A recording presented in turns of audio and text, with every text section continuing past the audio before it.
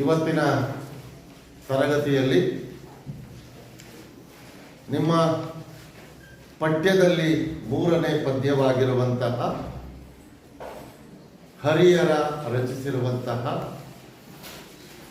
ಮಾದಾರ ಚೆನ್ನಯ್ಯನ ರಗಳೆ ಎಂಬ ಕೃತಿಯಿಂದ ಆಯ್ಕೆ ಮಾಡಿಕೊಂಡಂತಹ ದೇವನೊಲಿದನ ಕುಲವೇ ಸತ್ಕುಲಂ ಎಂಬ ಪದ್ಯಭಾಗವನ್ನು ಈ ತರಗತಿಯಲ್ಲಿ ನಾವು ನೋಡೋಣ. ರಗಳೆಯ ಕವಿ ಎಂದೇ ಪ್ರಸಿದ್ಧನಾಗಿರುವಂತಹ ಹರಿಹರ ಬರೆದಿರುವಂತಹ ಮಾದಾರ ಚೆನ್ನಯ್ಯನ ರಗಳೆ ಎಂಬ ಕೃತಿಯಿಂದ ಪ್ರಸ್ತುತ ಈ ಪದ್ಯಭಾಗವನ್ನು ಆಯ್ಕೆ ಮಾಡಿಕೊಳ್ಳಲಾಗಿದೆ. ಈ ಹರಿಹರ ಹೊಯ್ಸಳರ ಕಾಲದಲ್ಲಿ ಇದ್ದಂತಹ ಒಬ್ಬ ಕವಿ. ದ್ವಾರ ಸಮುದ್ರದ ಹೊಯ್ಸಳರ ವೀರ ನರಸಿಂಹ ಬಲ್ಲಾಳನ ಆಸ್ಥಾನದಲ್ಲಿ ಒಬ್ಬ ಕರಣಿಕನಾಗಿ ಗುಮಾಸ್ತನಾಗಿ ಕೆಲಸವನ್ನ ಮಾಡ್ತಾ ಇದ್ದ. ನಂತರದ ದಿನಗಳಲ್ಲಿ ತನ್ನ ರಾಜಾಶ್ರಯವನ್ನು ತಿರಸ್ಕರಿಸಿ ಹಂಪೆಯ ವಿರೂಪಾಕ್ಷ ಸನ್ನಿಧಿಗೆ ಬಂದು ವಿರೂಪಾಕ್ಷ ದೇವಾಲಯದಲ್ಲಿ ಆ ಸನ್ನಿಧಿಯಲ್ಲಿ ಕುಳಿತುಕೊಂಡು ಕಾವ್ಯವನ್ನು ರಚನೆ ಮಾಡುವುದಕ್ಕೆ ಮುಂದಾಗ್ತಾನೆ. ಇವನ ಕೃತಿಯ ಪ್ರಮುಖವಾದಂತಹ ವಸ್ತು ಶಿವ ಮತ್ತು ಶಿವಭಕ್ತರು. ಶಿವ ಮತ್ತು ಶಿವಭಕ್ತರನ್ನೇ ಕುರಿತಾದಂತಹ ಕಾವ್ಯವನ್ನು ರಚಿಸಬೇಕು ಎಂಬ ದಿಟ್ಟ ನಿಲುವನ್ನು ತಳೆದಿದ್ದಂಥವನು ಈ ಹರಿಹರ. ಈ ಹರಿಹರನ ರಗಳೆಯ ಕೃತಿಗಳಲ್ಲಿ ನಾವು ನೋಡ್ತಾ ಹೋದ್ರೆ ಶಿವ ಮತ್ತು ಶಿವಭಕ್ತರ ನಡುವೆ ನಡೆಯುವಂತಹ ಸಂಘರ್ಷವನ್ನ ನಾವು ಕಾಣ್ತಾ ಹೋಗ್ತೇವೆ. ಶಿವ ತನ್ನ ಭಕ್ತರನ್ನ ಪರೀಕ್ಷೆ ಮಾಡುವುದಕ್ಕೆ ಭೂಲೋಕಕ್ಕೆ ಬರ್ತಾನೆ. ಹಲವಾರು ರೀತಿಯಲ್ಲಿ ಪರೀಕ್ಷೆಯನ್ನ ಭಕ್ತರನ್ನ ಶಿವ ಮಾಡ್ತಾನೆ. ಕೊನೆಗೆ ಭಕ್ತರೇ ಈ ಒಂದು ಪರೀಕ್ಷೆಯಲ್ಲಿ ಗೆಲ್ತಾರೆ, ಶಿವ ಸೋಲ್ತಾನೆ. ಹೀಗೆ ಶಿವ ಮತ್ತು ಶಿವಭಕ್ತರ ನಡುವಿನ ಶಿವಭಕ್ತಿಯನ್ನ ಕುರಿತಾದಂತಹ ಒಂದು ಕೃತಿಗಳನ್ನ, ರಗಳೆಯ ಕೃತಿಗಳನ್ನ ಹರಿಹರ ರಚನೆ ಮಾಡಿದ್ದಾನೆ. ಕೇವಲ ರಗಳೆಯ ಕೃತಿಗಳನ್ನಷ್ಟೇ ಅವನು ಬರೆದಿಲ್ಲ, ಒಂದು ಚಂಪು ಕೃತಿಯನ್ನು ಕೂಡ ಬರೆದಿದ್ದಾನೆ. ಆ ಚಂಪು ಕೃತಿ ಗಿರಿಜಾ ಕಲ್ಯಾಣ ಅನ್ನುವಂತಹ ಕೃತಿ. ಅಷ್ಟೇ ಅಲ್ಲದೆ ಅಷ್ಟಕಗಳನ್ನು ಕೂಡ ಬರೆದಿದ್ದಾನೆ. ಪಂಪಾಶತಕ, ರಕ್ಷಾಶತಕ, ಮುಡಿಗೆಯ ಅಷ್ಟಕ ಎಂಬ ಕೃತಿಗಳನ್ನು ಕೂಡ ಹರಿಹರ ರಚನೆ ಮಾಡಿದ್ದಾರೆ. ನಾನು ಮೊದಲೇ ಹೇಳಿದ ಹಾಗೆ ಹರಿಹರನ ಕೃತಿಗಳ ಮೂಲ ದ್ರವ್ಯವೇ ಶಿವಭಕ್ತಿ. ವಚನ ಸಾಹಿತ್ಯದ ನಂತರ ಹರಿಹರ ಬಂದಂತಹ ಕಾರಣದಿಂದಾಗಿ ಹರಿಹರನ ಕೃತಿಗಳಲ್ಲಿಯೂ ಕೂಡ ನಾವು ಹೆಚ್ಚಾಗಿ ಶಿವಭಕ್ತಿಯನ್ನೇ ಕಾಣ್ತೇವೆ. ಶಿವಭಕ್ತಿಯನ್ನೇ ಮುಖ್ಯವಾದ ಕಥಾವಸ್ತುವನ್ನಾಗಿಟ್ಟುಕೊಂಡು ಕಾವ್ಯವನ್ನು ರಚನೆ ಮಾಡಿರುವಂತಹ ಕವಿ ಈ ಹರಿಹರ. ಹಾಗಾಗಿ ಇವನ ಕೃತಿಯ ಕಥಾನಾಯಕರು ಶಿವಭಕ್ತರು. ಶಿವಭಕ್ತರನ್ನೇ ಕಥಾನಾಯಕರನ್ನಾಗಿಸಿಕೊಂಡು ಈ ಹರಿಹರ ಕಾವ್ಯಗಳನ್ನು ರಚನೆ ಮಾಡಿದ್ದಾನೆ. ಹಾಗಾಗಿ ಈ ಶಿವ ಭಕ್ತರನ್ನ ಪರೀಕ್ಷೆ ಮಾಡುವುದಕ್ಕೆ ಭೂಲೋಕಕ್ಕೆ ಬರ್ತಾನೆ. ಭೂಲೋಕಕ್ಕೆ ಬಂದು ಶಿಷ್ಯರನ್ನ, ಭಕ್ತರನ್ನ ಹಲವಾರು ರೀತಿಯಲ್ಲಿ ಪರೀಕ್ಷೆಯನ್ನು ಮಾಡ್ತಾನೆ. ಆ ಪರೀಕ್ಷೆಯಲ್ಲಿ ಶಿವಭಕ್ತರು ಗೆಲುವನ್ನು ಸಾಧಿಸ್ತಾರೆ. ಗೆಲುವನ್ನು ಸಾಧಿಸಿದ ಮೇಲೆ ಶಿವಭಕ್ತರನ್ನ ಕೈಲಾಸಕ್ಕೆ ಶಿವ ಕರೆದುಕೊಂಡು ಹೋಗ್ತಾನೆ. ಹರಿಹರ ರಚನೆ ಮಾಡಿರುವಂತಹ ಎಲ್ಲ ಕೃತಿಗಳ ಕಥಾವಸ್ತು ಇದೇ ರೀತಿಯಲ್ಲಿ ಇರುವುದನ್ನು ನಾವು ಕಾಣಬಹುದು. ಹೀಗೆ ಶಿವ ಭಕ್ತರನ್ನ ಪರೀಕ್ಷೆ ಮಾಡುವುದಕ್ಕಾಗಿ ಮಾರುವೇಷದಲ್ಲಿ ಭೂಲೋಕಕ್ಕೆ ಬರ್ತಾನೆ. ಹಲವಾರು ರೀತಿಯಲ್ಲಿ ಅವನು ಪರೀಕ್ಷೆಯನ್ನ ಮಾಡ್ತಾನೆ. ಅದೇ ರೀತಿಯಲ್ಲಿ ಈ ಮಾದಾರ ಚೆನ್ನಯ್ಯನ ರಗಳೆಯಲ್ಲೂ ಕೂಡ ಕಥೆಯನ್ನು ನಾವು ಕಾಣಬಹುದು. ಇಲ್ಲಿ ಮಾದಾರ ಚೆನ್ನಯ್ಯ ಅನ್ನುವಂತಹ ಒಬ್ಬ ಶಿವಭಕ್ತ, ಜೊತೆಗೆ ಆ ಮಾದಾರ ಚೆನ್ನಯ್ಯ ಇರುವಂತಹ ರಾಜ್ಯದಲ್ಲಿ ಆ ರಾಜ್ಯವನ್ನು ಆಳುತ್ತಿರುವಂತಹ ಒಬ್ಬ ರಾಜ ಕರಿಕಾಲ ಚೋಳ ಅಂತ. ಈ ಕರಿಕಾಲ ಚೋಳನೂ ಕೂಡ ಒಬ್ಬ ಶಿವಭಕ್ತನೇ. ಮಾದಾರ ಚೆನ್ನಯ್ಯನೂ ಕೂಡ ಶಿವಭಕ್ತನೇ. ಆದರೆ ಈ ಮಾದಾರ ಚೆನ್ನಯ್ಯ ಶಿವನನ್ನ ಗುಪ್ತವಾಗಿ ಪೂಜಿಸ್ತಾನೆ, ರಹಸ್ಯವಾಗಿ ಪೂಜಿಸ್ತಾನೆ. ಯಾರಿಗೂ ಗೊತ್ತಾಗದಂತೆ, ಯಾರಿಗೂ ತಿಳಿಯದಂತೆ ಗುಪ್ತವಾಗಿ ಪೂಜಿಸುವಂತಹ ಒಂದು ಕಾರ್ಯವನ್ನು ಕೈಗೊಂಡಿದ್ದಂಥವನು ಈ ಮಾದಾರ ಚೆನ್ನಯ್ಯ. ಆದರೆ ಕರಿಕಾಲ ಚೋಳ ಎಲ್ಲರಿಗೂ ಗೊತ್ತಾಗುವಂತೆ ಶಿವನನ್ನ ಪೂಜಿಸುತ್ತಿದ್ದವನು. ಅವನು ಶಿವ ದೇವಾಲಯಕ್ಕೆ ಪೂಜಿಸುವುದಕ್ಕೆ ಬಂದ್ರೆ ಇಡೀ ಪರಿವಾರವನ್ನು ಕರೆದುಕೊಂಡು ಬರ್ತಾ ಇದ್ದ. ಹಾಗಾಗಿ ಒಂದು ಎಲ್ಲರಿಗೂ ಗೊತ್ತಾಗುವಂತೆ ಮಾಡುವಂತಹ ಭಕ್ತಿ, ಇನ್ನೊಂದು ಯಾರಿಗೂ ಗೊತ್ತಾಗದಂತೆ ಮಾಡುವಂತಹ ಭಕ್ತಿ. ಇವೆರಡರಲ್ಲಿ ಯಾವುದು ಶ್ರೇಷ್ಠ ಅನ್ನುವುದನ್ನು ತಿಳಿಸುವುದಕ್ಕೆ ಶಿವ ಮಾರುವೇಷದಲ್ಲಿ ಬರ್ತಾನೆ. ಶಿವ ಮಾರುವೇಷದಲ್ಲಿ ಬಂದು ಕರಿಕಾಲ ಚೋಳನನ್ನ ಹಾಗೂ ಮಾದಾರ ಚೆನ್ನಯ್ಯನನ್ನ ಪರೀಕ್ಷೆ ಮಾಡ್ತಾನೆ. ಕೊನೆಗೆ ಮಾದಾರ ಚೆನ್ನಯ್ಯನ ಗುಪ್ತವಾದ ಭಕ್ತಿ, ರಹಸ್ಯವಾದ ಭಕ್ತಿಯೇ ಶ್ರೇಷ್ಠ ಭಕ್ತಿ ಅಂತ ಹೇಳಿ ಆ ಮಾದಾರ ಚೆನ್ನನನ್ನ ಕೊನೆಯಲ್ಲಿ ಕೈಲಾಸಕ್ಕೆ ಕರೆದುಕೊಂಡು ಹೋಗ್ತಾನೆ. ಹೀಗೆ ಒಂದು ಗುಪ್ತವಾದಂತಹ ಭಕ್ತಿ, ಇನ್ನೊಂದು ವ್ಯಕ್ತವಾದಂತಹ ಭಕ್ತಿ. ಇವೆರಡರಲ್ಲಿ ಯಾವುದು ಶ್ರೇಷ್ಠ ಎಂದು ತಿಳಿಸುವಂತಹ ಕಥಾಭಾಗವೇ ಈ ದೇವನೊಲಿದನ ಕುಲವೇ ಸತ್ಕುಲಂ ಎಂಬ ಈ ಪದ್ಯಭಾಗ. ಈ ಪದ್ಯಭಾಗದಲ್ಲಿ ಬರುವಂತಹ ಎರಡು ಹೆಸರುಗಳು ಬಹಳ ಪ್ರಮುಖ. ಒಂದು ಮಾದಾರ ಚೆನ್ನಯ್ಯ, ಇನ್ನೊಂದು ಕರಿಕಾಲ ಚೋಳ.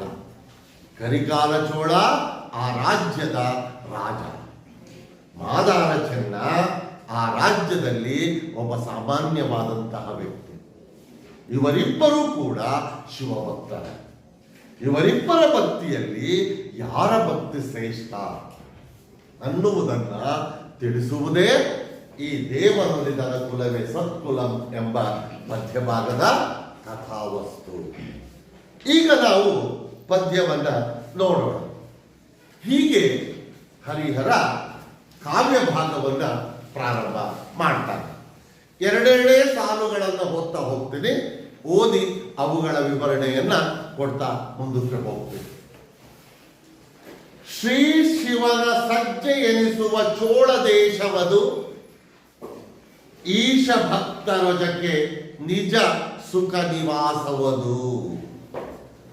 ಶ್ರೀ ಶಿವನ, ಶ್ರೀ ಅಂತ ಹೇಳಿದ್ರೆ ಶ್ರೇಷ್ಠ ಅಂತ, ಶ್ರೇಷ್ಠವಾದಂತಹ ಶಿವನ ಸಜ್ಜೆ ಎನಿಸುವ. ಸಜ್ಜೆ ಅಂದ್ರೆ ನೆಲೆ, ಸಜ್ಜೆ ಅಂತ ಹೇಳಿದ್ರೆ ನೆಲೆ ಅಥವಾ ನಿವಾಸ. ಸಜ್ಜೆ, ಸಜ್ಜೆ ಅಂದ್ರೆ ನಿವಾಸ ಅಥವಾ ನೆಲೆ ಅಂತ. ಶ್ರೀ ಶಿವನ ಸಜ್ಜೆ ಎನಿಸುವ, ನಿವಾಸ ಎನಿಸುವಂತಹ. ನಿವಾಸ ಅಂದ್ರೇನು? ಮನೆ ಅಂತ ಅರ್ಥ. ಶ್ರೇಷ್ಠವಾದಂತಹ ಶಿವನ ಮನೆ ಎನಿಸುವಂತಹ, ನಿವಾಸ ಎನಿಸುವಂತಹ ರೀತಿಯಲ್ಲಿ ಚೋಳ ದೇಶವು ಅದು. ಚೋಳ ದೇಶವದು, ಚೋಳ ದೇಶವೂ ಇದೆ. ಚೋಳ ದೇಶವು ಶ್ರೇಷ್ಠವಾದಂತಹ ಶಿವನ ನಿವಾಸದಂತೆ ಇದೆ, ಮನೆಯಂತೆ ಇದೆ.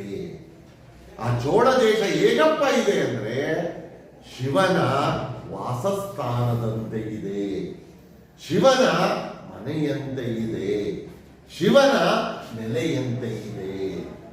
ಹಾಗೆ ಈ ಚೋಳ ದೇಶ ಪ್ರಸಿದ್ಧಿಯಾಗಿದೆ. ಶಿವನ ವಾಸಸ್ಥಾನವೇನೋ ಅನ್ನುವ ಹಾಗೆ ಚೋಳ ದೇಶವು ಪ್ರಸಿದ್ಧವಾಗಿದೆ. ಎರಡನೇ ಸಾಲು, ಈಶ ಭಕ್ತರೊಜಕ್ಕೆ. ರಜ ಅಂತ ಹೇಳಿದ್ರೆ ಗುಂಪು ಅಂತ ಅರ್ಥ. ಇವುಗಳನ್ನ ಪರೀಕ್ಷೆಯಲ್ಲಿ ಅರ್ಥ ಬರೆಯೋದಕ್ಕೆ ಕೇಳ್ತಾರೆ, ನೆನಪಿರ್ಲಿ. ರಜ ಅಂತ ಹೇಳಿದ್ರೆ ಗುಂಪು ಅಂತ ಅರ್ಥ. ಈಶ ಭಕ್ತ ರಜಕ್ಕೆ, ಈಶ ಶಿವ, ಶಿವಭಕ್ತರ ಗುಂಪಿಗೆ, ಶಿವಭಕ್ತರ ಸಮೂಹಕ್ಕೆ. ಗುಂಪು ಅನ್ನುವುದಕ್ಕೆ ಮತ್ತೊಂದು ಅರ್ಥವೂ ಇದೆ, ಸಮೂಹ ಅಂತ. ಈಶ ಭಕ್ತ ರಜಕ್ಕೆ, ಶಿವಭಕ್ತರ ಸಮೂಹಕ್ಕೆ, ಶಿವಭಕ್ತರ ಗುಂಪಿಗೆ ನಿಜ ಸುಖ ನಿವಾಸವುದು. ನಿಜವಾಗಿ ಸುಖವನ್ನ ನೀಡುವಂತಹ ನಿವಾಸದಂತಿದೆ. ಈಶ ಭಕ್ತ ರಜಕ್ಕೆ, ಶಿವಭಕ್ತರ ಸಮೂಹಕ್ಕೆ ನಿಜ ಸುಖ ನಿವಾಸವು ಅದು. ನಿಜವಾಗಿ ಸತ್ಯವಾಗಿ ಸುಖವನ್ನು ನೀಡುವಂತಹ ನಿವಾಸದಂತೆ ಚೋಳ ದೇಶವು ಇದೆ. ನೋಡಿ, ಎರಡು ಸಾಲುಗಳಲ್ಲಿ ಮತ್ತೊಮ್ಮೆ ಶ್ರೇಷ್ಠವಾದಂತಹ ಶಿವನ ವಾಸಸ್ಥಾನ ಎನಿಸುವಂತಹ ರೀತಿಯಲ್ಲಿ ಚೋಳ ದೇಶವು ಇದೆ. ಹಾಗೆ ಈಶ ಭಕ್ತರಜಕ್ಕೆ, ಶಿವಭಕ್ತರ ಸಮೂಹಕ್ಕೆ, ಗುಂಪಿಗೆ ನಿಜವಾಗಿ ಸತ್ಯವಾಗಿ ಸುಖವನ್ನು ನೀಡುವಂತಹ ವಾಸದಂತಿದೆ, ನಿವಾಸದಂತಿದೆ, ಮನೆಯಂತೆ ಇದೆ. ಆ ಚೋಳ ದೇಶ ಹೇಗಿದೆ? ಮೂರನೇ ಸಾಲಿನಲ್ಲಿ ಹೇಳ್ತಾರೆ, ಬೆಳೆ ಇಲ್ಲ, ಬೆಳೆ ಇಲ್ಲ, ಬನವಿಲ್ಲ, ದೂರಿಲ್ಲ, ನೆಳಲ ತಂಪಿಲ್ಲ, ದಾರವೇ ಇಲ್ಲದೆಡೆ ಇಲ್ಲ. ಸರಿಯಾಗಿ ಆ ಸಾಲನ್ನ ಬಿಡಿಸ್ಕೊಳ್ಳಿ. ಬೆಳೆ ಇಲ್ಲದ ಇಡೆ ಇಲ್ಲ, ಬನವಿಲ್ಲದ ಊರಿಲ್ಲ, ನೆಳಲ ತಂಪಿಲ್ಲದ ಆರವೇ ಇಲ್ಲದ ಎಡೆಯಿಲ್ಲ. ನೆಳಲ ತಂಪಿಲ್ಲದ ಆರವೇ ಇಲ್ಲದ ಎಡೆಯಿಲ್ಲ. ಚೋಳ ದೇಶ ಹೇಗಿದೆ ಅನ್ನುವುದರ ವರ್ಣನೆಯನ್ನ ಪ್ರಸ್ತುತ ಈ ಸಾಲಿನಲ್ಲಿ ಕವಿ ನಮಗೆ ಕಟ್ಟಿಕೊಡ್ತಾ ಇದ್ದಾನೆ. ಬೆಳೆ ಇಲ್ಲದ ಇಳೆ ಇಲ್ಲ. ಇಳೆ ಅಂದ್ರೆ ಏನು? ಭೂಮಿ. ಬೆಳೆಯೂ ಇಲ್ಲದಿರುವ ಭೂಮಿಯೂ ಇಲ್ಲ.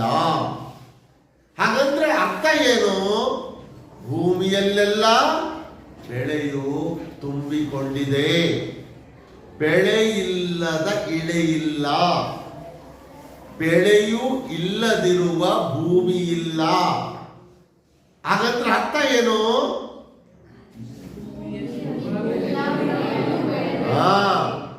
ಭೂಮಿಯಲ್ಲೆಲ್ಲ ಬೆಳೆಯು ತುಂಬಿ ಹೋಗಿದೆ. ಬೆಳೆ ಇಲ್ಲದಿರುವಂತಹ ಸ್ವಲ್ಪ ಭೂಮಿಯನ್ನು ಕೂಡ ನೋಡುವುದಕ್ಕೆ ಸಾಧ್ಯವಿಲ್ಲ. ಇರುವಂತಹ ಎಲ್ಲ ಭೂಮಿಯಲ್ಲಿ ಬೆಳೆ ತುಂಬಿ ಹೋಗಿದೆ. ಭೂಮಿಯಲ್ಲೆಲ್ಲ ಬೆಳೆ ತುಂಬಿಕೊಂಡಿದೆ. ಹಾಗೆ ಬನವಿಲ್ಲದೂರಿಲ್ಲ.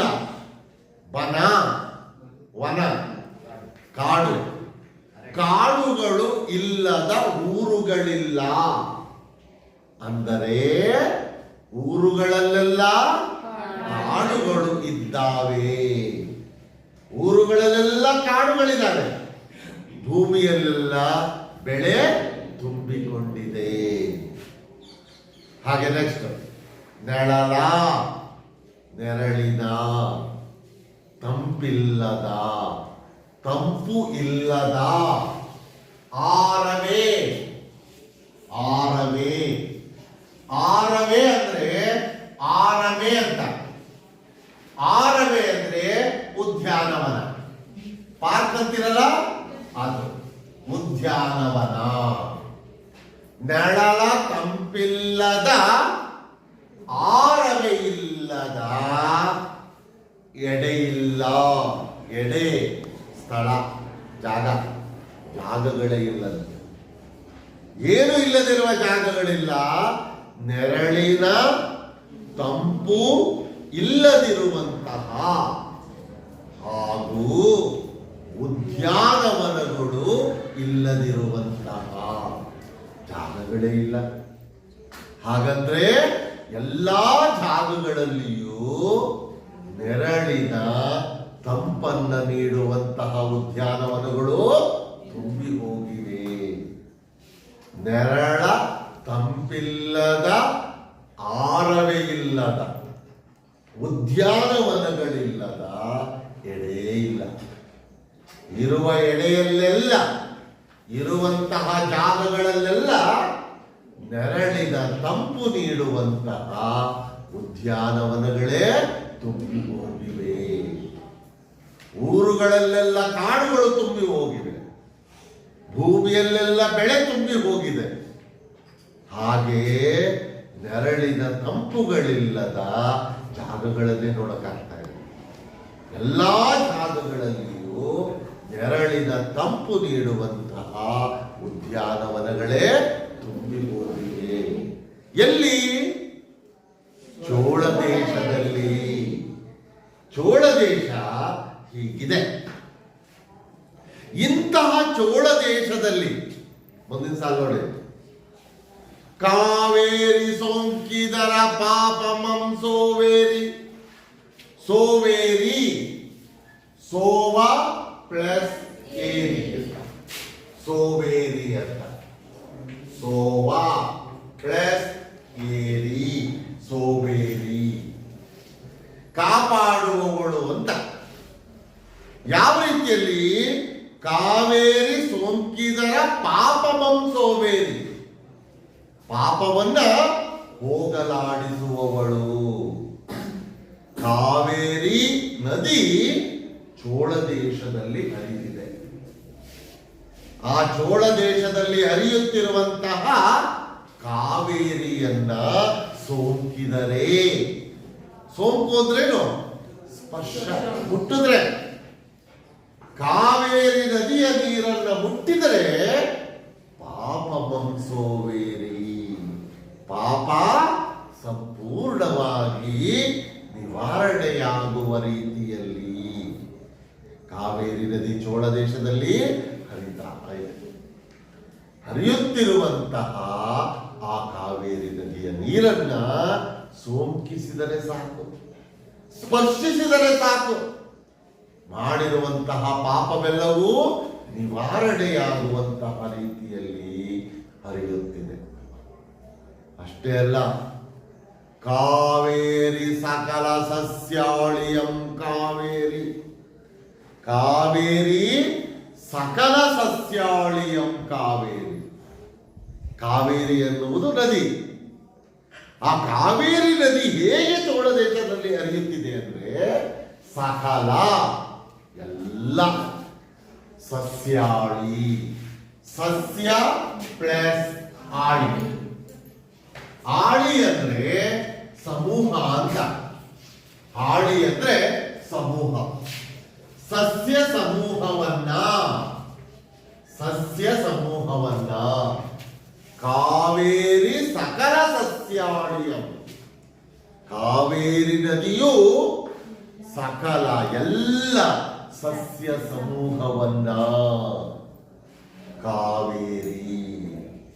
ಇಲ್ಲಿ ಎರಡನೇ ಕಾವೇರಿ ಇದೆಯಲ್ಲ, ಅದು ಕ್ರಿಯಾಪದ. ಕಾವ ಪ್ಲಸ್ ಏರಿ ಅಂದರೆ ಕಾಪಾಡುವವಳು. ಮೊದಲನೆಯ ಕಾವೇರಿ ನಾಮಪದ, ನದಿಯ ಹೆಸರದು. ಎರಡನೇ ಕೊನೆಯದಾಗಿ ಬರುವಂತಹ ಕಾವೇರಿ ಕ್ರಿಯಾಪದ, ಅಂದ್ರೆ ಕಾಪಾಡುವವಳು. ಕಾವೇರಿ ನದಿ ಸಂಪೂರ್ಣ ಎಲ್ಲ ಸಸ್ಯ ಸಮೂಹವನ್ನ ಕಾಪಾಡುವವಳಾಗಿದ್ದಾಳೆ. ಅದರ ಮೊದಲ ಸಾಲಿನಲ್ಲಿ ಕಾವೇರಿ ನದಿ ಪಾಪಮಂ ಸೋವೇರಿ.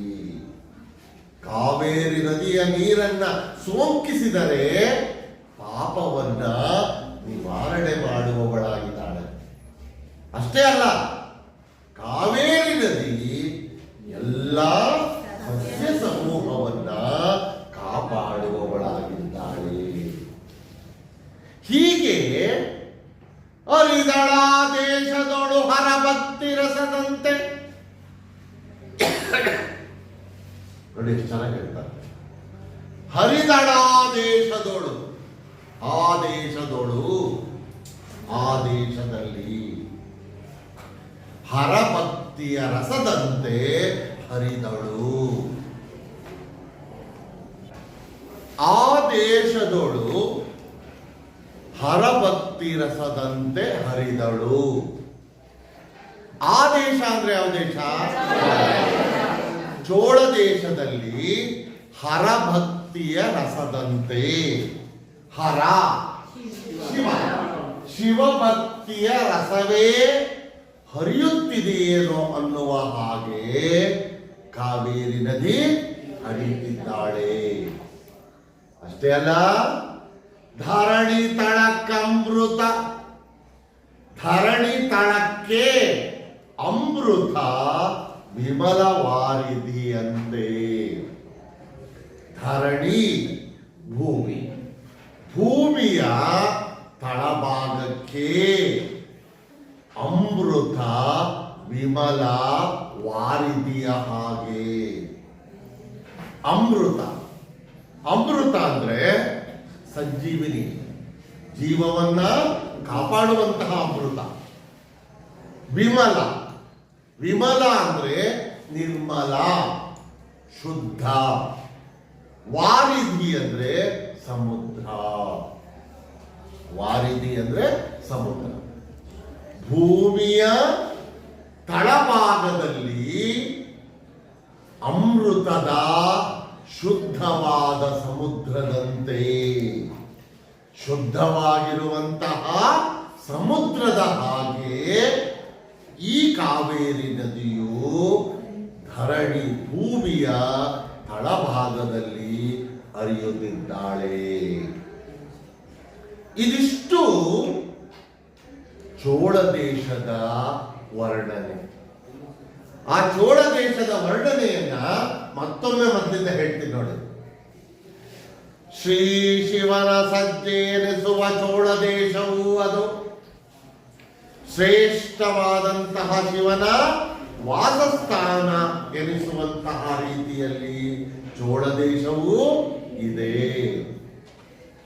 ಆ ಚೋಳ ದೇಶ ಈಶ ಭಕ್ತರೊಜಕ್ಕೆ ಸುಖ ನಿಜ ನಿವಾಸವದು.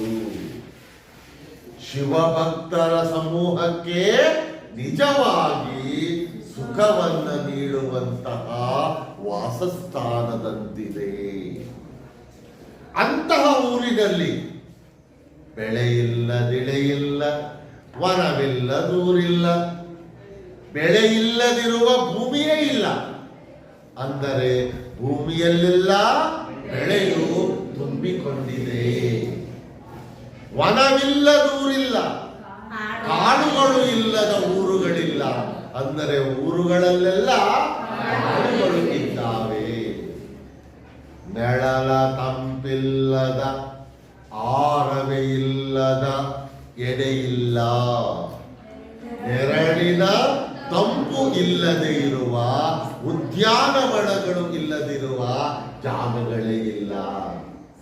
ಅಂದರೆ ಆ ಊರಿನ ಜಾಗಗಳಲ್ಲೆಲ್ಲ ನೆರಳಿನ ತಂಪು ನೀಡುವಂತಹ ಉದ್ಯಾನವನಗಳೇ ತುಂಬಿ ಹೋಗಿವೆ.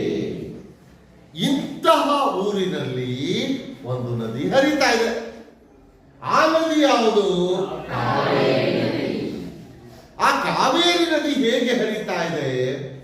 ಕಾವೇರಿ ಸೋಂಕಿದರ ಪಾಪ ಮಂಸೋವೇರಿ. ಕಾವೇರಿ ನದಿಯ ನೀರನ್ನ ಸೋಂಕಿಸಿದರೆ, ಸ್ಪರ್ಶಿಸಿದರೆ ಪಾಪವೆಲ್ಲ ನಿವಾರಣೆಯಾಗುವಂತೆ. ಹಾಗೆ ಕಾವೇರಿ ಸಕಲ ಸಸ್ಯಾಳಿಯಂ ಕಾವೇರಿ. ಕಾವೇರಿ ನದಿ ಸಕಲ ಸಸ್ಯ ಸಮೂಹವನ್ನ ಕಾಪಾಡುವಂತಹ ರೀತಿಯಲ್ಲಿ. ಹಾಗೆ ಮುಂದಕ್ಕೆ ಆ ದೇಶದೊಳು ಹರಭಕ್ತಿ ರಸದಂತೆ ಹರಿದಳು. ಆ ದೇಶದಲ್ಲಿ, ಆ ಚೋಳ ದೇಶದಲ್ಲಿ ಶಿವನ ಭಕ್ತಿಯ ರಸವೇ ಹರಿಯುತ್ತಿದೆಯೇನೋ ಅನ್ನುವ ಹಾಗೆ ಕಾವೇರಿ ನದಿಯು ಹರಿಯುತ್ತಿದ್ದಾಳೆ. ಹಾಗೂ ಧರಣಿ ತಳಕಮೃತ ವಿಮಲ ಭಾರತಿಯಂತೆ ಭೂಮಿಯ ತಳಭಾಗಕ್ಕೆ ಅಮೃತವಿರುವ ಶುದ್ಧವಾದ ಸಮುದ್ರದಂತೆ ಕಾವೇರಿ ನದಿ ಹರಿಯುತ್ತಿದೆ. ಇಂತಹ ದೇಶವನ್ನ ಆಳ್ವಿಕೆ ಮಾಡುತ್ತಿರುವಂತಹ ರಾಜ ಯಾರು? ಮುಂದೆ ಹೇಳ್ತಾರೆ, ಇಂತಪ್ಪ ದೇಶಮಂ ಪಾಲಿಸುವ ಭೂಮಿಪಂ. ಇಂತಪ್ಪ ದೇಶಮಂ, ಈ ರೀತಿಯಲ್ಲಿರುವಂತಹ ದೇಶವನ್ನ, ರಾಜ್ಯವನ್ನ ಪಾಲಿಸುವ ಭೂಮಿಪಂ. ಪಾಲಿಸುವುದು ಆಳುತ್ತಿರುವುದು. ಭೂಮಿಪ, ಭೂಮಿಪ ಅಂದ್ರೆ ರಾಜ ಅಂತ ಅರ್ಥ. ಭೂಮಿಪ ಅಂದ್ರೆ ರಾಜ. ಇಂತಹ ದೇಶವನ್ನ ಆಳ್ವಿಕೆ ಆಳುತ್ತಿರುವ ರಾಜ ಯಾರು ಎಂದರೆ ಸಂತತಂ ಕರಿಕಾಲ ಚೋಳನೆಂಬ ಆ ನೃಪಂ. ನೃಪ, ನೃಪ ಅಂದ್ರೂ ಕೂಡ ರಾಜನೇ. ಈ ಪದ ಎಲ್ಲರೂ ಬಂದಿದೆ ಮತ್ತು ಇದೆ, ಮೊದಲ ಪದ್ಯದಲ್ಲಿ ಬಂದಿದೆ. ಹರಿ ನೃಪರನ್ ಇಕ್ಕಿದ ಅಲ್ವಾ, ಅದು ಬಂದಿದೆಯಲ್ಲ. ಹಾಗಾಗಿ ನೃಪ ಅಂತ ಹೇಳಿದ್ರೆ ರಾಜ. ಇಂತಹ ದೇಶವನ್ನ ಆಳುತ್ತಿರುವಂತಹ ರಾಜ ಯಾರು ಎಂದರೆ ಸಂತತಂ ಕರಿಕಾಲ ಚೋಳನೆಂಬ ಆ ನೃಪಂ. ಸಂತತಂ ನಿರಂತರವಾಗಿ ಕರಿಕಾಲ ಚೋಳ ಎಂಬ ಆ ರಾಜ ಚೋಳ ದೇಶವನ್ನ ಆಳುತ್ತಿದ್ದಾನೆ. ಈಗ ನಮಗೆ ಇಲ್ಲಿ ಒಂದು ಅಂಶ ಸ್ಪಷ್ಟವಾಯಿತು. ಚೋಳ ದೇಶವನ್ನ ಆಳುತ್ತಿರುವಂತಹ ರಾಜ ಯಾರು? ಕರಿಕಾಲ ಚೋಳ. ಕರಿಕಾಲ ಚೋಳ ಎಂಬ ಇಂತಹ ಒಂದು ರಾಜ್ಯವನ್ನ ಕರಿಕಾಲ ಚೋಳ ಎಂಬ ರಾಜನು ಆಳ್ವಿಕೆ ಮಾಡುತ್ತಿದ್ದಾನೆ. ಇದಿಷ್ಟು ಮೊದಲ ಪ್ಯಾರ. ಇನ್ನು ಎರಡನೇ ಪ್ಯಾರಕ್ಕೆ ಹೋದ್ರೆ, ಆ ಚೋಳ ರಾಜನೊಪ್ಪುವ ರಾಜಧಾನಿಗಳು. ಆ ಚೋಳ ರಾಜನು ಒಪ್ಪುವಂತಹ ರಾಜಧಾನಿಯಲ್ಲಿ. ಆ ಚೋಳ ರಾಜ ಅಂದ್ರೆ ಯಾರಿಲ್ಲಿ? ಕರಿಕಾಲ ಚೋಳ. ಚೋಳ ರಾಜನಾದಂತಹ ಕರಿಕಾಲ ಚೋಳನು ಒಪ್ಪುವಂತಹ, ಒಪ್ಪಿಕೊಂಡಿರುವಂತಹ ರಾಜಧಾನಿಗಳು. ರಾಜಧಾನಿಯಲ್ಲಿ, ರಾಜಧಾನಿ ಅಂತ ನಾವು ಏನನ್ನ ಕರಿತೀವಿ? ಒಂದು ರಾಜ್ಯದ ಪ್ರಮುಖವಾದಂತಹ ನಗರ. ಅದನ್ನು ನಾವು ಆಡಳಿತ ಕೇಂದ್ರ ಅಂತಲೂ ಕೂಡ ಹೇಳ್ತೇವೆ. ಈಗ ಕರ್ನಾಟಕಕ್ಕೆ ಬೆಂಗಳೂರು ಇದ್ದಾಗೆ, ಇಡೀ ಭಾರತಕ್ಕೆ ದೆಹಲಿ ಇದ್ದಾಗೆ. ಅದು ಆಡಳಿತ ಕೇಂದ್ರ. ಆಡಳಿತವನ್ನು ನಡೆಸುವುದಕ್ಕೆ ಒಂದು ನಗರವನ್ನು ಆಯ್ಕೆ ಮಾಡಿಕೊಂಡಿರ್ತಾರೆ. ಅದೇ ರೀತಿಯಲ್ಲಿ ಕರಿಕಾಲ ಚೋಳನು ಕೂಡ ಒಂದು ರಾಜ್ಯವನ್ನು ಆಯ್ಕೆ ಮಾಡಿಕೊಂಡಿದ್ದ. ಆ ರಾಜಧಾನಿಯಲ್ಲಿ ಒಬ್ಬ ಇದ್ದಾನೆ. ಅವನು ಯಾರು? ಮುಂದಿನ ಸಾಲಿನಲ್ಲಿ ಹೇಳ್ತಾರೆ, ವಾಚಾಮ ಗೋಚರವದೆನಿಸಿದಂತವನಿಯೋಳು. ಒಂದೇ ವಾಕ್ಯ ಇದೆಯಲ್ಲ, ಈಗ ಅದನ್ನು ಬಿಡಿಸ್ಕೊಳ್ಳಿ ಸರಿ. ವಾಚಾಮ ಗೋಚರವು ಅದು ಎನಿಸಿದಂತ. ವಾಚಾಮ ಗೋಚರವು ಅದು ಎನಿಸಿದಂತ ಅವನಿಯೋಳು. ಅವನಿ, ಅವನಿ ಅಂತ ಹೇಳಿದ್ರೆ ಏನು ಅಂತ ಗೊತ್ತಾಗ್ತ ಅರ್ಥ? ಅವನಿ ಅಂದ್ರೆ ಭೂಮಿ ಅಂತ. ಭೂಮಿಗಿರುವಂತಹ ಮತ್ತೊಂದು ಹೆಸರು ಅವನಿ ಅಂತ. ವಾಚಾಮ ಗೋಚರ ಅದು ಎನಿಸಿದಂತ. ವಾಚಾಮ ಗೋಚರ ಅನ್ನೋ ಪದವನ್ನ ಈಗಾಗಲೇ ಎಲ್ಲೋ ಒಂದು ಕಡೆ ಕೇಳಿದ್ದೀರಿ ಅನ್ಸುತ್ತೆ. ನೆನಪು ಮಾಡ್ಕೋಬಹುದಾ? ನೆನಪು ಮಾಡ್ಕೊಳ್ಳಿ ಸಾಧ್ಯ ಇದೆಯಾ? ನೆನಪು ಬರ್ತಾ ಇಲ್ಲ, ಮರ್ತು ಬಿಟ್ಟಿದ್ದೀರಿ. ಇಲ್ಲಿ ಕೇಳಿ ಓಡ್ಬಿಟ್ಟಿದ್ದಾರಲ್ಲ. ಬೋಳೇಶಂಕರ ನಾಟಕದಲ್ಲಿ 2ನೇ ಅಧ್ಯಾಯದಲ್ಲಿ 2ನೇ ಪುಟದಲ್ಲಿ 1ನೇ ಪ್ಯಾರ ಕೊನೆಯ ಸಾಲು ವಾಚಾಮ ಗೋಚರ ಬೈಯುತ್ತಾನೆ. ತೆಗಿರಿ, ನೋಡ್ರಿ ಪುಸ್ತಕವನ್ನ. ಸುಮ್ಮನೆ ಕುತ್ಕೊಳ್ಳೋದಲ್ಲ. 2ನೇ ದೃಶ್ಯ, 2ನೇ ಪುಟ, 1ನೇ ಪ್ಯಾರ, ಕೊನೆಯ ಸಾಲು, ಕೊನೆಯಿಂದ 2ನೇ ಸಾಲು. ನೋಡಿದ್ರೆ ನನಗೆ ಹೇಗೆ ಹೇಳ್ತಾ ಇದ್ದೀರಿ? ನೀವು ಯಾವ್ದಾದ್ರು ಒಂದು ಪದ ಹೇಳಿದ್ರೆ ಹಂಗೆ ಹೇಳಂಗಿರ್ಬೇಕು. ಓಕೆ ಓಕೆ, ಈಗ ತಗೊಳ್ಳಿ. ವಾಚಾಮ ಗೋಚರ ಅಂದ್ರೆ ವರ್ಣಿಸಲು ಅಸಾಧ್ಯವಾಗಿರುವ ಅಥವಾ ವರ್ಣನೆಗೆ ನಿಲುಕದ. ಹೀಗೆ ವರ್ಣಿಸಲು ಅಸಾಧ್ಯವಾದಂತಹ ವಾಚಾಮ ಗೋಚರವು ಅದು ಎನಿಸಿದಂತ. ವರ್ಣಿಸಲು ಅಸಾಧ್ಯ ಎನಿಸಿಕೊಂಡಂತಹ, ವರ್ಣಿಸಲು ಅಸಾಧ್ಯ ಎಂದು ಕರೆಸಿಕೊಂಡಿರುವಂತಹ ಅವನಿಯೋಳು ಆ ಭೂಮಿಯಲ್ಲಿ.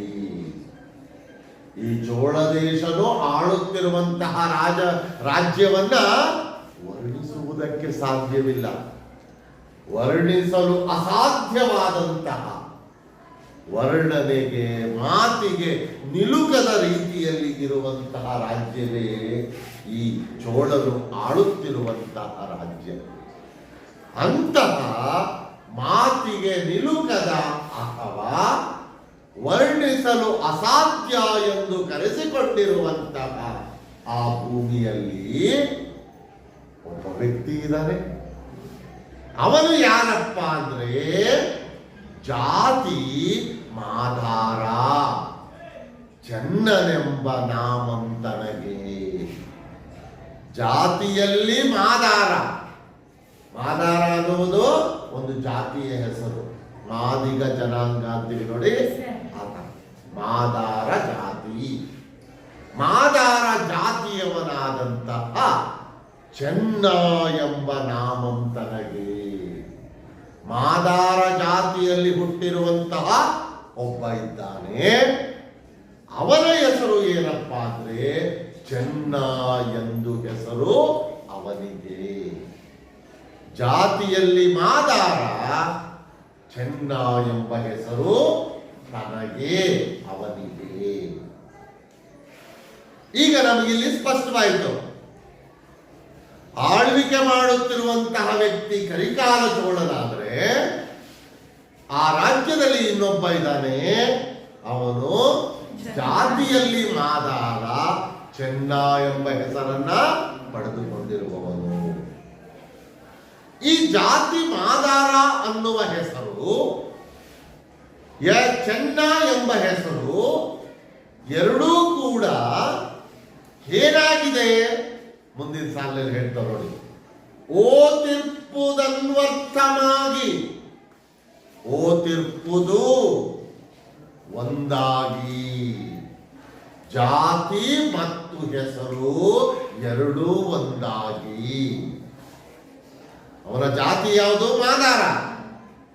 ಹೆಸರು ಏನು? ಚೆನ್ನ. ಈ ಜಾತಿ ಮತ್ತು ಹೆಸರುಗಳೆರಡೂ ಒಂದಾಗ್ಬಿಟ್ಟಿದೆ. ಜಾತಿ ಮತ್ತು ಹೆಸರು ಎರಡೂ ಒಂದಾಗಿ. ಓ ತಿರುಪುದು ಅಂದ್ರೆ ಒಂದಾಗಿ. ಏನಾಗಿದೆ? ಮಾದಾರ ಚೆನ್ನ. ಮಾದಾರ ಚೆನ್ನ ಎಂಬ ಹೆಸರನ್ನು ಪಡೆದುಕೊಂಡು ಮೆರೆದುರುವರೆಗೆ, ಮೆರೆದುರುವರೆಗೆ, ಉರ್ವರೆ, ಉರ್ವರೆ ಅಂದ್ರೆ ಭೂಮಿ ಅಂತ ಅರ್ಥ. ಭೂಮಿಯಲ್ಲಿ ಮೆರೆದು ಕಂಗೊಳಿಸುತ್ತಿದ್ದಾನೆ. ಓ ತೀರ್ಪುದನ್ವರ್ಥವಾಗಿ ಜಾತಿ ಮಾದಾರ ಚೆನ್ನ ಎಂಬ ನಾಮಂ ತನಗೆ. ಜಾತಿಯಲ್ಲಿ ಮಾದಾರನಾಗಿ ಚೆನ್ನ ಎಂಬ ಹೆಸರನ್ನು ಪಡೆದುಕೊಂಡಿರುವವನು. ಇವೆರಡೂ ಒಂದಾಗಿ, ಓ ತೀರ್ಪುದು ಅಂದ್ರೆ ಒಂದಾಗಿ. ಯಾವೆರಡು ಒಂದಾಗಿ?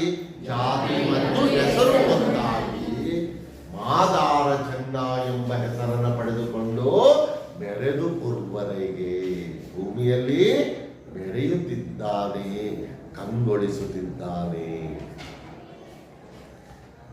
ನೆಕ್ಸ್ಟ್ ಸಾಲು. ಇದ್ದು ಶಂಕರನ ಗುಪ್ತರಾಧನೆಗೆ ನೆಚ್ಚಿ, ನಚ್ಚಿ ನಂಬಿಕೊಂಡು. ಹೀಗಿರುವಂತಹ ಈ ಮಾದಾರ ಚೆನ್ನ ಇದ್ದು, ಹೀಗೆ ಇರುವಂತಹ ಮಾದಾರ ಚೆನ್ನನು ಶಂಕರನ ಗುಪ್ತರಾಧನೆಗೆ ನೆಚ್ಚಿ. ಶಂಕರನ ಗುಪ್ತರಾಧನೆ. ಶಂಕರ ಅಂದ್ರೆ ಯಾರು? ಶಿವ. ಶಿವನಿಗಿರುವಂತಹ ಮತ್ತೊಂದು ಹೆಸರು.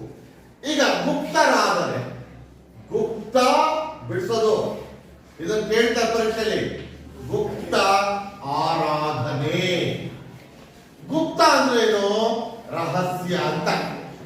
ರಹಸ್ಯ ಅಂದ್ರೇನು? ಯಾರಿಗೂ ಗೊತ್ತಾಗದಂತೆ ಆರಾಧಿಸುವ.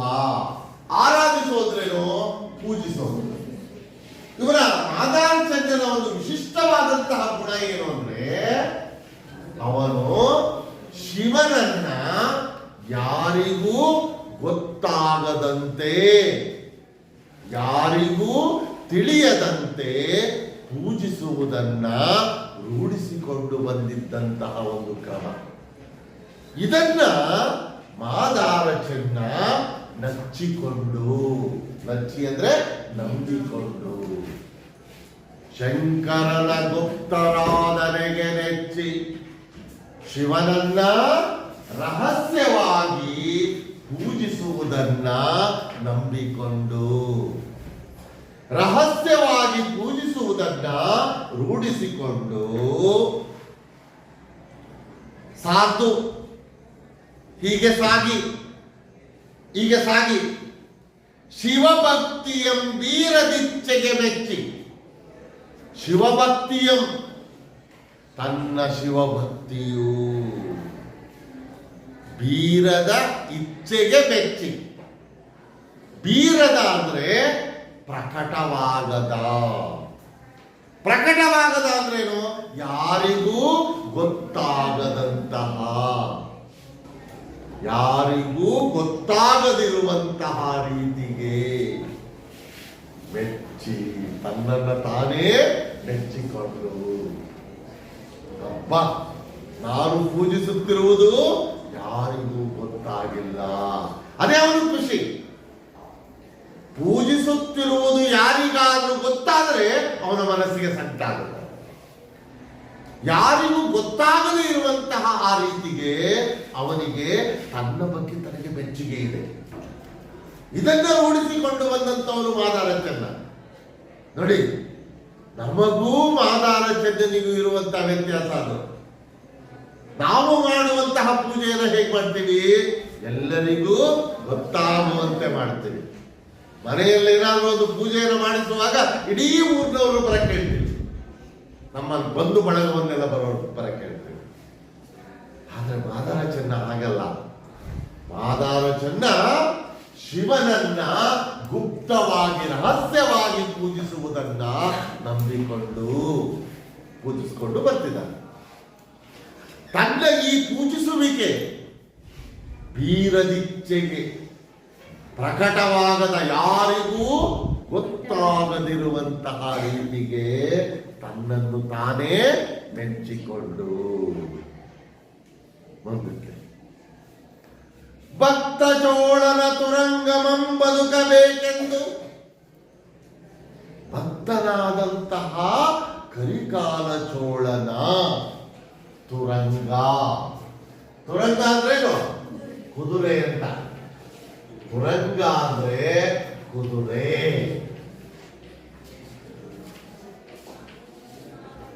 ಭಕ್ತ ಚೋಳನ ತುರಂಗಮಂ ಬದುಕಬೇಕೆಂದು ಭಕ್ತನಾದಂತಹ ಕರಿಕಾಲ ಚೋಳನ ಕುದುರೆಯು ಬದುಕಬೇಕೆಂದು. ಇಲ್ಲಿ ನೀವು ಇದೊಂದು ಅಂಶವನ್ನ ನೀವು ತಿಳಿದುಕೊಳ್ಬೇಕು. ಮಾದಾರ ಚೆನ್ನ ಶಿವಭಕ್ತಿಯನ್ನ ಏನು ಮಾಡ್ತಿದ್ದಾನಲ್ಲ, ಅದರ ಜೊತೆಗೆ ಕರಿಕಾಲ ಚೋಳನ ಸಾಮ್ರಾಜ್ಯದಲ್ಲಿ ಚೋಳನ ಕುದುರೆಗೆ ಹುಲ್ಲನ್ನ ತರುವಂತಹ ಕಾಯಕವನ್ನು ಮಾಡ್ತಿದ್ದಾರೆ. ಮೇವು ಅಂತೀವಲ್ಲ, ಹುಲ್ಲನ್ನ ಕುದುರೆಗೆ ತಂದು ಹಾಕುವಂತಹ ಕೆಲಸವನ್ನ ಮಾದಾರ ಚೆನ್ನ ಮಾಡ್ತಿದ್ದಾರೆ. ಮಾದಾರ ಚೆನ್ನ ಮಾಡುತ್ತಿರುವಂತಹ ಕೆಲಸ ಕುದುರೆಗೆ ಮೇವನ್ನ ತರುವಂತಹ ಕೆಲಸ. ಹಾಗೆ ಯಾರಿಗೂ ಕಾಣದಂತೆ ಮಾಡುತ್ತಿರುವಂತಹ ಕಾಯಕ ಶಿವಪೂಜೆ. ಎರಡು ಕಾಯಕಗಳನ್ನು ಮಾಡ್ತಿದ್ದಾರೆ. ಯಾರಿಗೂ ಗೊತ್ತಾಗದಂತೆ ಮಾಡುತ್ತಿರುವುದು ಶಿವಪೂಜೆ, ಎಲ್ಲರಿಗೂ ಗೊತ್ತಾಗುವಂತೆ ಮಾಡುತ್ತಿರುವುದು ಕರಿಕಾಲ ಚೋಳನ ಅರಮನೆಯಲ್ಲಿ ಸಾಮ್ರಾಜ್ಯದಲ್ಲಿರುವಂತಹ ಅವನ ಕುದುರೆಗೆ ಮೇವನ್ನ ತರುವಂತಹ ಕಾಯಕ. ಹಾಗಾಗಿ ಭಕ್ತ ಚೋಳನ ತುರಂಗಮಂ ಬದುಕಬೇಕೆಂದು, ಭಕ್ತನಾದಂತಹ ಕರಿಕಾಲ ಚೋಳನ ಕುದುರೆಯು ಬದುಕಬೇಕೆಂದು ಯುಕ್ತಿ ಅಂದ್ರೇನು? ಬುದ್ಧಿವಂತಿಕೆಯಿಂದ ಕಾಯಕಮನ್ ಎಡೆಗೊಂಡನ್ ಒಲಿದು ಅಂದು. ಕಾಯಕ ಕೆಲಸವನ್ನು, ಬುದ್ಧಿವಂತಿಕೆಯಿಂದ ಕೆಲಸವನ್ನು ಎಡೆಗೊಂಡನ್ ಒಲಿದು ಅಂದು. ಎಡೆಗೊಂಡನ್ ಒಪ್ಪಿಕೊಂಡು, ಒಲಿದು ಪ್ರೀತಿಯಿಂದ ಮಾಡುತ್ತಿದ್ದಾನೆ. ಬುದ್ಧಿವಂತಿಕೆಯಿಂದ ಕೆಲಸವನ್ನ ಮಾಡಿಕೊಂಡು ಬರುತ್ತಿದ್ದಾನೆ ಈ ಮಾದಾರ ಚೆನ್ನ. ಆಮೇಲೆ ಕಂಪಣದ ಉಲ್ಲ ಕಾಯಕವನೇ ಮರೆಮಾಡಿ. ಕಂಪಣ ಅಂದ್ರೆ ಮೇವಿನ ಕೆಲಸ ಅಥವಾ ಹುಲ್ಲಿನ ಕೆಲಸ. ಹುಲ್ಲನ್ನ ತರುವಂತಹ ಕೆಲಸ ಕಂಪಣ ಅಂದ್ರೆ ಮೇವು ಅಥವಾ ಹುಲ್ಲು. ಆ ಮೇವಿನ ಹುಲ್ಲಿನ ಕೆಲಸವನ್ನ ಮರೆಮಾಡಿ ಹೆಂಪಿಂದ ಶಿವನನ್ ಅರ್ಚಿಸುತ್ತಿರ್ಪನ್ ಒಡಗೂಡಿ. ಹೆಂಪು ಅಂದ್ರೆ ಹಿರಿಮೆ ಅಂತ. ಹಿರಿಮೆಯಿಂದ, ಖುಷಿಯಿಂದ, ಆನಂದದಿಂದ ಶಿವನನ್ ಅರ್ಚಿಸುತ್ತಿರ್ಪನ್ ಒಡಗೂಡಿ. ಶಿವನನ್ನ ಪೂಜಿಸಿಕೊಂಡು ಬರುತ್ತಿದ್ದಾನೆ, ಶಿವನಲ್ಲಿ ಒಂದಾಗಿ, ಒಡಗೂಡಿ ಒಂದಾಗಿ. ನೋಡಿ ಹೇಗೆ ಅವನು ಕಾಯಕವನ್ನು ಮಾಡ್ತಿದ್ದಾನೆ ಅನ್ನೋದನ್ನು ಇಲ್ಲಿ ಕವಿ ಹೇಳ್ತಿದ್ದಾನೆ. ಹುಲ್ಲಿನ ಕೆಲಸವನ್ನ ಮರೆತುಬಿಟ್ಟು ಹುಲ್ಲನ್ನ ತರುವಂತಹ ಕೆಲಸವನ್ನ ಮರೆತು ಶಿವನನ್ನ ಪೂಜಿಸ್ತಾನೆ. ಆಮೇಲೆ ಶಿವನನ್ನ ಮರೆತು ಹುಲ್ಲಿನ ಕೆಲಸವನ್ನ ಮಾಡ್ತಾರೆ. ಬುದ್ಧಿವಂತಿಕೆಯಿಂದ ಹುಲ್ಲ ಕಾಯಕವನ್ನು, ಹುಲ್ಲಿನ ಕಾಯಕವನ್ನು ಮಾಡುವಾಗ ಶಿವನನ್ನು ನೆನಪಿಸ್ಕೊಳ್ಳೋದಿಲ್ಲ, ಶಿವನನ್ನ ಪೂಜಿಸುವಾಗ ಹುಲ್ಲಿನ ಕೆಲಸವನ್ನು ನೆನಪಿಸ್ಕೊಳ್ಳೋದು. ಇವರು ಮಾಡುತ್ತಿರುವುದು ಇವೆರಡೇ ಕೆಲಸ. ಒಂದು ಕರಿಕಾಲ ಚೋಳನ ಕುದುರೆಗೆ ಹುಲ್ಲನ್ನು ತರುವಂತಹ ಕಾಯಕ, ಆ ಹುಲ್ಲನ್ನು ತರುವಾಗ ಶಿವನನ್ನ ನೆನಪಿಸಿಕೊಳ್ಳುವುದಿಲ್ಲ. ಹಾಗೆಯೇ ಕೆಲವೊಮ್ಮೆ ಹುಲ್ಲಿನ ಕಾಯಕ, ಹುಲ್ಲಿನ ಕೆಲಸ ಮುಗಿದು ಹೋದ್ಮೇಲೆ ಹುಲ್ಲಿನ ಕೆಲಸವನ್ನ ಮರೆತು ಶಿವನನ್ನ ಹಿರಿಮೆಯಿಂದ ಪೂಜಿಸ್ತಾನೆ. ಆಗ ಹುಲ್ಲಿನ ಕಾಯಕವನ್ನ ಅವನು ನೆನಪು ಮಾಡಿಕೊಳ್ಳುವುದಿಲ್ಲ. ಹೀಗೆ ಮಾದಾರ ಚೆನ್ನ ಈ ಕರಿಕಾಲ ಚೋಳನ ಸಾಮ್ರಾಜ್ಯದಲ್ಲಿ ತನ್ನ ಕಾಯಕವನ್ನು ಮಾಡುತ್ತಾ ಶಿವನನ್ನ ಪೂಜಿಸುತ್ತಾ ಶಿವನಲ್ಲಿ ಒಂದಾಗಿ ಇದ್ದಾನೆ. ಇನ್ನು ಮುಂದಿನ ಪದ್ಯ ಭಾಗವೂ ಕೂಡ ಆ ಮಾದಾರ ಚೆನ್ನ ಶಿವನನ್ನ ಹೇಗೆ ಪೂಜಿಸುತ್ತಿದ್ದನು ಅನ್ನುವುದರ ವರ್ಣನೆಯನ್ನ ಮುಂದಿನ ಭಾಗದಲ್ಲಿ ಕೊಡ್ತಾರೆ. ಅದೇನು ಅನ್ನುವುದನ್ನ ನಾವು ಮುಂದಿನ ತರಗತಿಯಲ್ಲಿ ನೋಡೋಣ. ಇವತ್ತಿಗೆ ಇಷ್ಟು ತಿಳಿಸೋಣ. ಇಲ್ಲಿಗೆ ನಿಲ್ಲಿಸೋಣ.